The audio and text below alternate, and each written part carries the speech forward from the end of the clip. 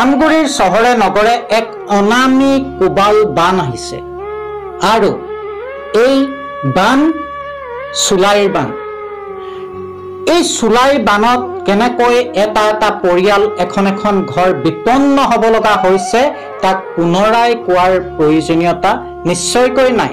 কিন্তু ইয়াৰ পিছতো প্ৰশ্ন হয়, এই চুলাই পৰা সমাজখনক উদ্ধাৰ কৰাৰ দায়িত্ব কেৱল আবকাৰীৰে চৰকাৰৰে নে আপোনাৰ মোৰো এই ক্ষেত্ৰত দায়িত্ব আছে, এই ক্ষেত্ৰত কৰণীয়তা আছে। প্ৰিয় দৰ্শকসকল, আছাম লাইভ 7 দীৰ্ঘ সময় ধৰি চুলাই মদৰ বিৰুদ্ধে সংবাদ পৰিৱেশন কৰি আহিছে। পুনৰবাৰ কালি মানটনীয়া, কুমাৰচুক, চামগুৰি, পুলিবৰ, দেওৰজা, পূব মানটনীয়া আৰু চিন্তামণিগড়ত আবকাৰীয়ে এক বৃহৎ অভিযান চলায় চুলাইৰ বিৰুদ্ধে, য'ত বহু হাজাৰ লিটাৰ চুলাই মদ ধ্বংস কৰে।